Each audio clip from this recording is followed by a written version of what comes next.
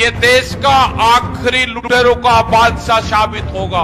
ये जाएगा, यहां से भागेगा, ये इसको पकड़ना पड़ेगा, इसकी पूंछड़ पाड़ के जब इसको गुजरात भेजना पड़ेगा। ऐसे नहीं भेजना, लांडा करके भेज।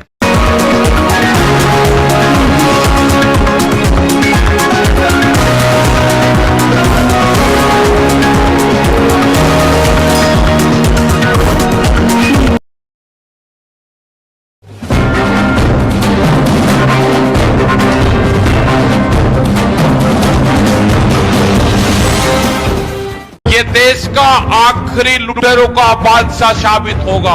ये जाएगा, यहां से भागेगा, ये इसको पकड़ना पड़ेगा, इसकी पूंछड़ पाड़ के जब इसको गुजरात भेजना पड़ेगा। ऐसे नहीं भेजना, लांडा करके भेजेंगे। 72वां गणतंत्र दिवस था, उसका अंक होता है 9 और 9 अंक है गुरु का।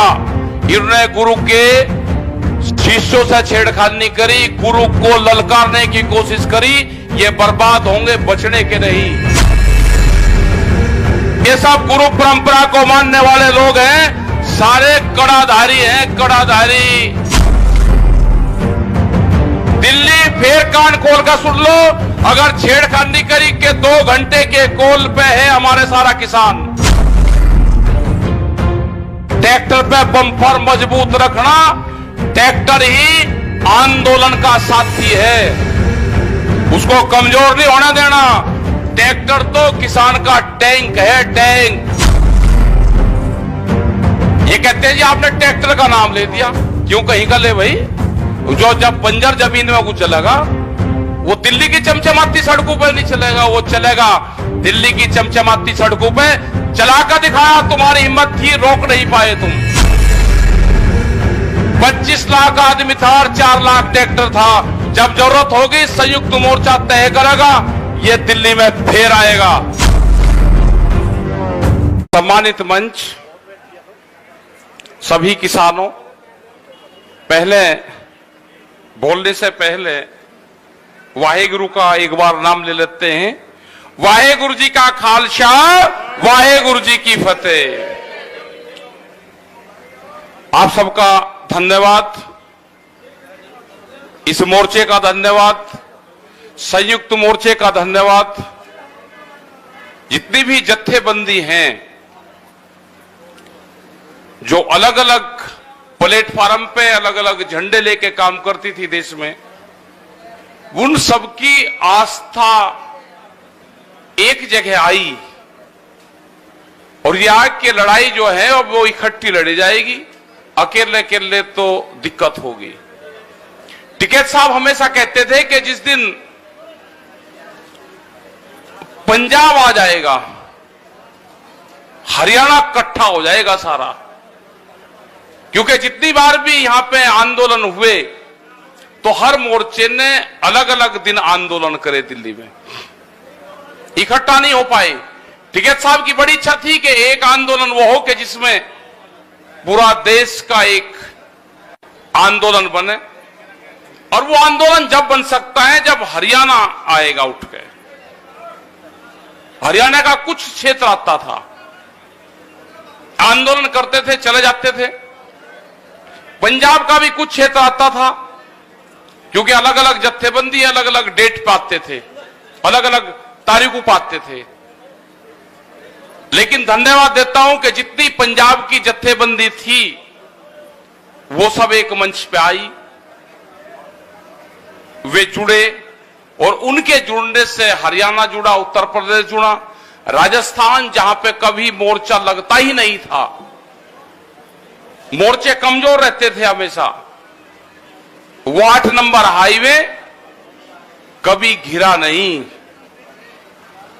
लेकिन जब संयुक्त मोर्चे की कॉल हुई, जब राजस्थान के लोगों को लगा कि आज पूरा देश इकट्ठा है, तो राजस्थान भी खड़ा होकर आया। उसने शाहजहांपुर पर अपना मोर्चा लगाया। आज दिल्ली के चारों तरफ को मोर्चे हैं। टिकरी बॉर्डर पे क्या हो रहा है आपको नहीं पता। किसान क्रांति गेट उत्तर प्रदेश में जब मोर्चे पर लोग बाहर से आते हैं तो कहते हैं जी तिगरी बॉर्डर जाना है या शाहजहांपुर जाना है, कितनी दूर है? मैं कहा भाई शाहजहांपुर वाला 200 किलोमीटर है यहां से। अब जी 200 किलोमीटर दूर मोर्चा लग रहा। जब दिल्ली के चारों तरफ मोर्चों की दूरी 200 किलोमीटर तक है तो ये जो सरकारें कहती है, इनके अधिकारी कहते हैं, पत्रकार कहते हैं जी कुछ नहीं जी, अब तो चले गए जी, अब तो है नहीं जी। मका आप ऐसे ही करते रहो, थोड़ी सी गर्मी कम हुई तुम्हारा इलाज हुआ, क्योंकि जो दवाई देनी पड़ेगी इनको वो दवाई इनको सर्दी में दी जाएगी। इनका दिमागी बुखार है, इनके गर्मी है, इनके वो ठंड में दी जाएगी दवाई। आएंगे ये लाइन पर आएंगे, आज नहीं तो कल आएंगे, आना जरूर पड़ेगा, क्योंकि वो ड्रॉप है ना, ड्रॉप ये दूसरों को पिला रहे हैं ना, भी इनको भी पीनी पड़ेगी, देने पड़ेंगे, 2-3 ड्रॉप देने पड़ेगी अभी इनको, और 3 ड्रॉप में इनको आराम मिलेगा बहुत। एक पंजाब ने तो दे दिया अभी से ही, उसको तो मान कर चलो कि उससे आराम मिलेगा इनको। कोई कैंडिडेट नहीं पाएगा पर्चा भरने वाला पंजाब में, कैंडिडेट नहीं पाना इनके पास में। उत्तराखंड उत्तर प्रदेश में भी यही हाल होगा। गांव के लोग तलाश कर रहे हैं इनकी, गांव के वे कह रहे भाई आ तो जाओ, क्योंकि जो नंगा नाच जिला पंचायत के चुनाव में हुआ, संविधान की धज्जियां उड़ी, संविधान के पर्चे फाड़े गए, यह हुआ उत्तर प्रदेश के चुनाव में। जिला पंचायत के जो अध्यक्ष हैं बागपत के, वो यहीं आए होंगे, यहां पे कहीं हो तो एक बार मंच पर जरूर आ जाएं। वो 200 किलोमीटर दूर बागपत से एक फर्जी महिला खड़ी करके और कहा जी पर्चा वापसी ले लिया। उसने भरतपुर से भी आगे से कॉल करी कि मैं 300 किलोमीटर दूर हूं, मैं लाइव हूं यहां पे 300 किलोमीटर दूर, मैंने कोई पर्चा वापसी नहीं लिया। तो ये हालात उत्तर प्रदेश में हुई। 3050 सीटों में से इनको अगर ओरिजिनल सीट इनकी थी तो वे 500 सीटों से भी कम इनको मिली है। अगर 3000 सीटों में से 500 लगा को मिली तो कितनी वोट मिली होगी आप अंदाजा लगा लो। लेकिन जब इनके अध्यक्ष बने, पूरा पुलिस फोर्स, एसएसपी, डीएम सबने कैंडिडेट को उठाया, अपहरण करके उनकी वोट ली, उनके स्कूल तोड़ दिए गए, उनके घर तोड़ दिए गए, कहा के वोट चाहिए नहीं तो बर्बाद होंगे। तो यह हालात हुई। जनता देख रही, जब डायरेक्ट चुनाव होगा जनता ने को देखेगी। संयुक्त मोर्चे ने जो फैसला करा है उस फैसले पे उत्तर प्रदेश, उत्तराखंड खरा उतरेगा। जाएंगे गांव गांव में। संयुक्त मोर्चा कोई कमजोर संगठन नहीं है। संयुक्त मोर्चे के 40 लीडर हैं। जब 40 लीडर उत्तर प्रदेश और उत्तराखंड की जमीन पर जाएंगे तो कितनी सभाएं होंगी,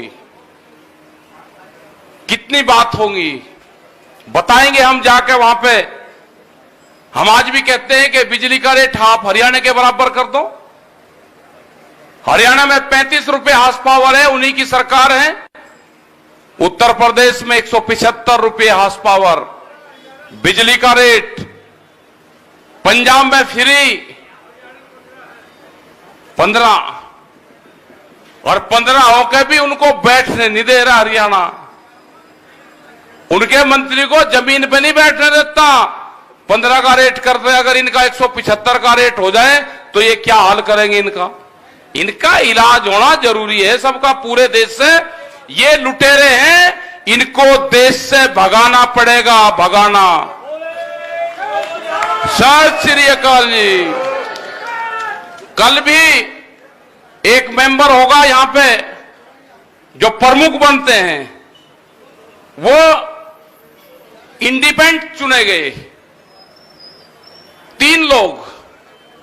उनको जो उनका सर्टिफिकेट था वो नहीं दिया, 2 को दे दिया। जिसने बीजेपी का ये ओढ़ लिया उसको दे दिया। उसने नहीं ओढ़ा, उसने भारतीय किसान यूनियन में आस्था जताई कि मैं भारतीय किसान यूनियन का हूं, था और रहेगा, उसको नहीं दिया। कह लगा ये जो पटका है ना, ये बीजेपी का उड़ना पड़ेगा और आजा। उसने कहा कि नहीं आऊंगा। हमारी जब बात हुई, हमने कहा या तो दे दो भाई, नहीं तो फौज आने लग रही। बागपत कलेक्ट्रेट पे कोई आई तो रात ही बुला के इसको कह दिया भाई सुबह ही ले जाना। दे दिया उसको। पर्चे नहीं देते, जितने है को कार्ड नहीं देते। तो इनका इलाज होगा। इनका ये जब गांव में जाएंगे तो इनका इलाज होना जरूरी है। उत्तर प्रदेश में, उत्तराखंड में चुनाव आएंगे तो पूरा चुनाव में जो संयुक्त मोर्चे की गाइडलाइंस होगी, उत्तर प्रदेश का किसान, वहां का मजदूर, वहां का व्यापारी, वहां का दुकानदार, महिलाएं, इनको कोई वोट नहीं दे रहा।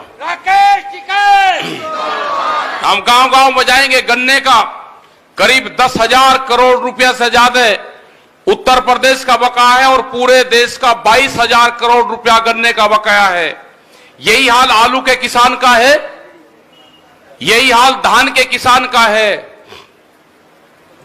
जो ये कहते हैं ना कि एमएसपी पे खरीद होगी, एमएसपी थी, है और रहेगी। कल एक टीवी चैनल पे press the bell icon on the YouTube app and never miss another update.